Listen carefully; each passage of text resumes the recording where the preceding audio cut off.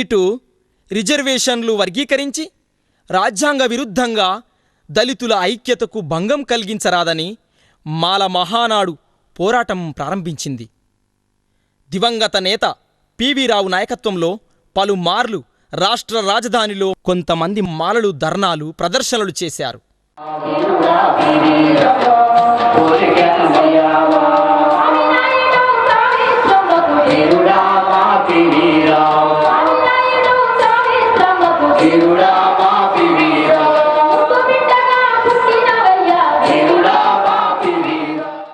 రిజర్వేషన్ల వర్గీకరణ దళితులను విభజిస్తుందని దుష్ప్రచారం చేస్తున్నారు. అలాగే రాష్ట్ర హైకోర్టులో, సుప్రీంకోర్టులో వర్గీకరణకు వ్యతిరేకంగా పిటిషన్లు దాఖలు చేస్తూ దండోరా ఉద్యమాన్ని అడ్డగిస్తూ వస్తుంది.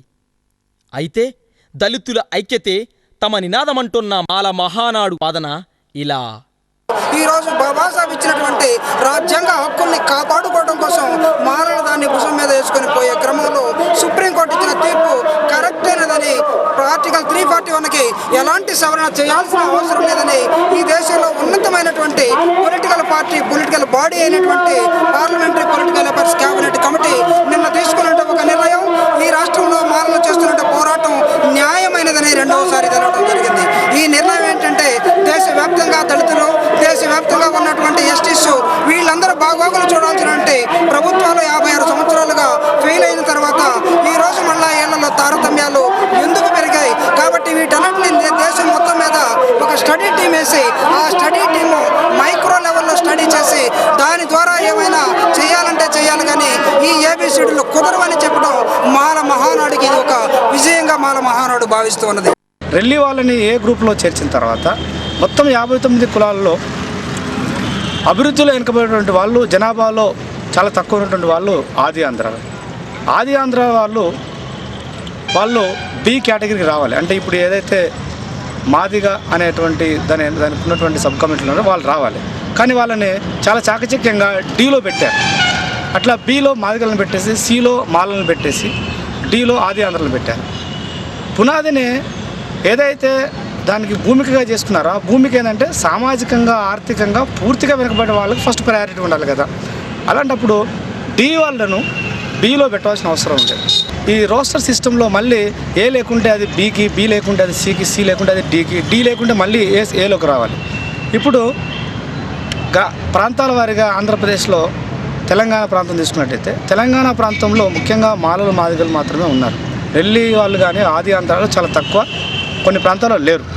లేని కాడ 9% అంటే ఏ పర్సంటేజ్, ఏ కింద వచ్చేటువంటి 1%, అట్లాగే డి కింద వచ్చేటువంటి ఇంకో పర్సంటేజ్, వాళ్ళ 7%తో పాటు 9% మాదిగ జాతికి రావడం జరుగుతుంది. ఈ లోపం ఉంది. అట్లా అంటే అది ఎంతవరకు సమంజసమో కాదనేది సామాజిక కోణం నుంచి చూసుకుంటే తప్పకుండా ఫలితాలు అందవలసిన అవసరం ఉంది. కానీ దాన్ని సాధించుకునే మార్గంలో ఈ లోపాలు ఉన్నాయి. దళితులలో ఉన్నటువంటి యూనిటీ 1993లో వచ్చినటువంటి బీఎస్పీ మాస్ మూవ్మెంట్ని కొంతవరకు ఒక కులాన్ని బేస్ చేసుకొని ఒక కులాన్ని పైకి ఒక వెనుకబడ్డ వర్గంగా గుర్తించి వీళ్ళు కమ్మ, రెడ్డి ఈ 2 కాలు లబ్ధి పొందడానికి ఇది పెద్ద ఎత్తున పండినటువంటి కుట్ర. వెనుకబడిన కులాల్లో ఏబిసిడి వర్గీకరణ వల్ల ఐక్యతకు, అభివృద్ధికి ఆటంకం కలగలేదు. ఎస్సీల వర్గీకరణ సామాజిక న్యాయమని, కేంద్ర రాష్ట్ర ప్రభుత్వాన్ని చట్టబద్ధత చేయాలని, వర్గీకరణే ఎస్సీల్లో ఐక్యత పెంచుతుందని ప్రజా సంఘాలు మద్దతుగా సంఘీభావాన్ని ప్రకటించాయి. ఎస్సీలను ఏబిసిడీలుగా వర్గీకరించాలనే డిమాండ్ ఏదైతే ఉందో ఆ డిమాండ్ 100% న్యాయసమ్మతమైనది. సామాజిక న్యాయాన్ని, సామాజిక స్పృహను పెంపొందించే డిమాండ్. ఇవాళ మాల మహానాడు మిత్రులు ప్రధానంగా ముందుకు తెస్తున్న డిమాండ్ ఎవరికి ప్రతిభ ఉంటే వాడు సీటు సంపాదించుకుని ఉద్యోగం సంపాదించుకుంటా అనే ఒక డిమాండ్ వస్తున్నది. ఇదే మాట మరి అగ్రవర్ణాల వాడు గత 50-60 సంవత్సరాల నుంచి మాట్లాడుతున్నాడు. మరి వాడి లెక్క ప్రకారం మొత్తం రిజర్వేషన్ ఉండాల్సిన అవసరం లేదు, ఎవరికి ప్రతిభ ఉంటే వాడికి సీటు వస్తుంది, ఉద్యోగం వస్తుంది. వాడు మాట్లాడే మాటను మనం మాట్లాడితే ఇవాళ మన వెనుక కూడా ఎక్కడో ఒక దగ్గర అగ్రవర్ణ బ్రాహ్మణిజ స్వభావం పనిచేస్తుంది అనేటటువంటిది కూడా సమాజం అర్థం చేసుకుంటారు.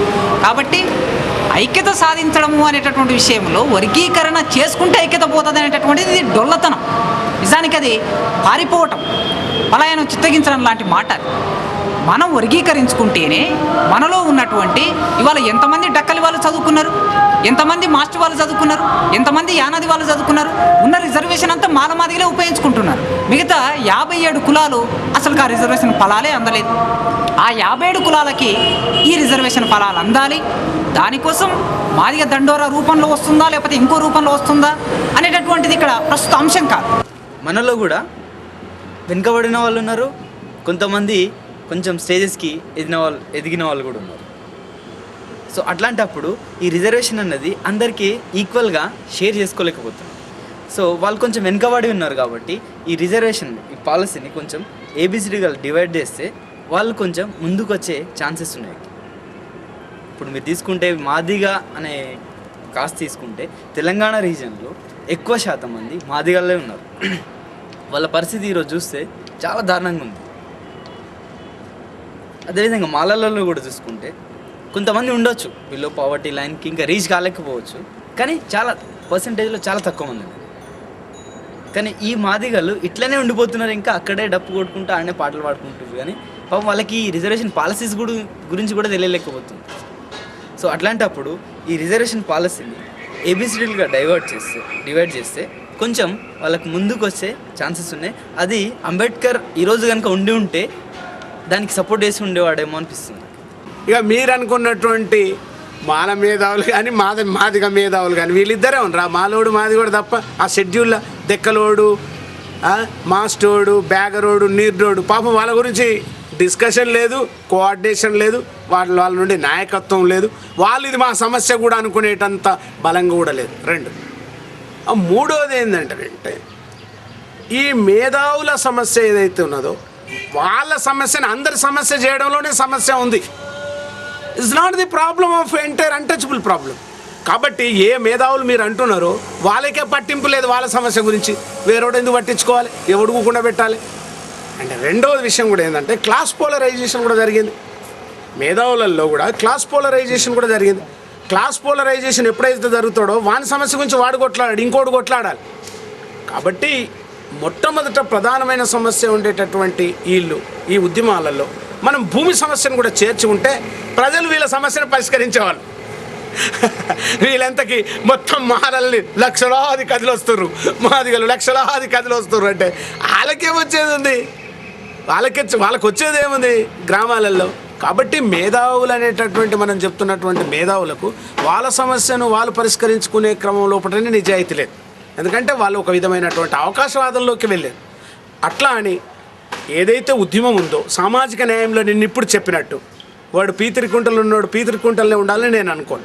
అది మొదటి నుంచి స్టేజ్ మీద చెప్తున్నాను. నేను ఈ ఉద్యమాన్ని సపోర్ట్ చేయడం కూడా ఆ కాన్సెప్ట్ తోటే సపోర్ట్ చేశాను.